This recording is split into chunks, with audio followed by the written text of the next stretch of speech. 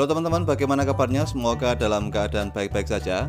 Kali ini saya akan menjawab pertanyaan dari teman yang menanyakan apakah pakan fermentasi entok itu berpengaruh terhadap produksi telur ya. Ini pengalaman saya pribadi bahwa selama ini indukan-indukan saya ini sebanyak 6 ekor. Ini saya berikan pakan fermentasi yaitu berupa bahan pokoknya itu ampas ketela, kemudian saya fermentasi, saya campur dengan bekatul, kemudian saya kasih E4 gitu, kemudian saya fermentasi menggunakan tong selama 6 hari. Dan setiap hari entok-entok saya ini baik yang indukan maupun yang kecil umur 1 bulan ke atas selalu saya beri pakan fermentasi dengan bahan utama yaitu ampas ketela, termasuk bebek juga. Kebetulan bapak saya ini punya bebek sebanyak 6 ekor. Semua entok dan bebek baik itu anakan umur 1 bulan ke atas dan indukan selalu saya beri diberi pakan fermentasi berupa ampas ketela. Dan ini alhamdulillah produksi telur entoknya cukup baik ya.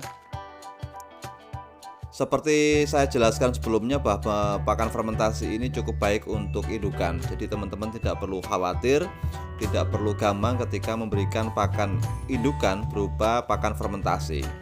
Karena pakan fermentasi ini baik sekali, mengandung nutrisi yang cukup banyak, proteinnya juga tinggi begitu. Karena pada dasarnya pakan fermentasi itu merupakan sebuah upaya bagaimana kita bisa menaikkan kadar protein yang tadinya rendah menjadi berprotein tinggi, nutrisinya juga nambah begitu.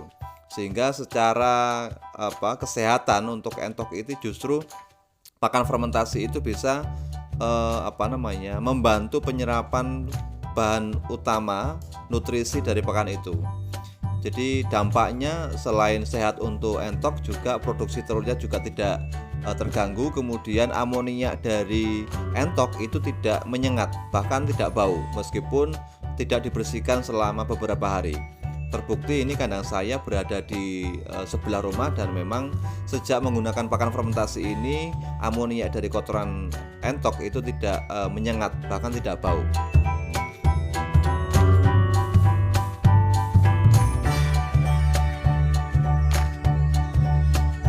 Inilah teman-teman penampakan dari telur entok-entok saya. Ini saya ambil dari 4 petarangan ya, 4 petarangan, dan ini sudah produksi yang keempat ya. Sebelumnya sudah berproduksi, kemudian saya tetaskan menggunakan mesin tetas. Nah ini saya panen telur entok ya dari 4 petarangan yang rencananya akan saya tetaskan menggunakan mesin tetas. Nah, ini bapak saya sedang mengambil telur-telur entok di petarangan. Secara garis besar telur entok ini cukup baik ya, besarnya cukup ideal, kemudian jumlah telurnya itu juga cukup banyak. Rata-rata per indukan itu sekitar 13 butir ya per indukan. Jadi ini kalau kali 4 ya cukup banyak lah, hampir 50-an ya, 50 butir. Ini kemudian nanti akan saya tetaskan. Ini kenapa saya memilih menggunakan mesin tetas teman-teman, karena untuk mempercepat produksi, karena indukan saya itu sedikit ya, cuma 6. Bagaimana dengan 6 ekor indukan ini bisa menghasilkan anakan entok dengan jumlah yang banyak. Strateginya yang menggunakan mesin tetas. Kalau kemudian ditetaskan dengan entok secara alami, maka produksinya akan lambat, akan lama, karena satu periode entok kalau menggunakan penetasan alami oleh induknya itu satu kali produksi itu butuh waktu 2 bulan ya. Sementara kalau menggunakan sistem penetasan telur itu cukup singkat, kemudian setelah telur diambil indukan segera mempersiapkan diri, pemulihan badan, kemudian segera bertelur kembali. Nah ini teman-teman salah satu cara kita bisa menghemat waktu. Pertama, hemat pakan menggunakan pakan fermentasi. Selanjutnya, hemat waktu untuk memproduksi anakan entok dengan cara menggunakan mesin tetas. Dan hasilnya alhamdulillah saya menggunakan mesin tetas full otomatis bisa menetas sekitar 90%. Jadi sangat mudah sekali, dan penetasan menggunakan mesin tetas otomatis ini tidak menyita waktu karena perputaran telur itu secara otomatis. Kita tinggal paling menyemprot telur itu agar kelembaban di dalam mesin tetas itu lebih stabil, kemudian cangkang telurnya itu kemudian menjadi lebih lunak gitu. Jadi ini bisa teman-teman terapkan ya, pakan fermentasi sekali lagi tidak menghambat produksi telur menurut pengalaman saya. Ya, menurut pengalaman saya, pakan fermentasi dari ampas ketela ini tidak menghambat produksi telur. Tapi memang untuk anakan entok ya, untuk anakan entok ketika mau melatih menggunakan pakan fermentasi harus dicampur ya dengan bekatul atau nasi akeng.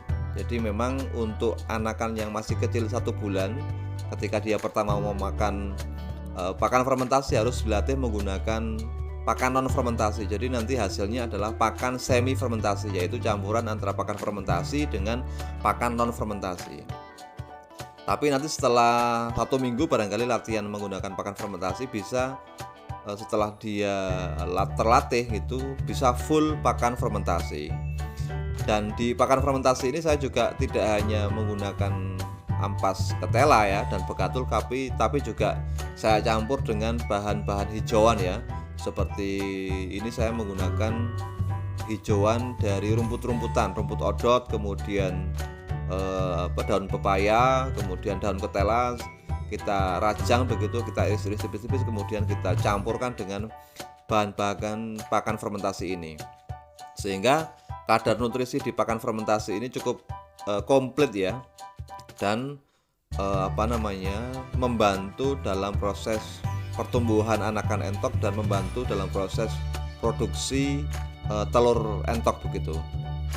Ini bisa teman-teman tiru yang percaya ya. Kalau tidak percaya ya tidak apa-apa, silahkan praktek sendiri di rumah, buktikan apakah omongan saya ini benar atau tidak, silahkan. Tapi pengalaman saya pribadi ini cukup baik ya. Jadi anakan-anakan yang saya punya ini merupakan salah satunya hasil dari ternakan sendiri. Begitu teman-teman, semoga video bermanfaat. Terima kasih, sampai jumpa di video berikutnya.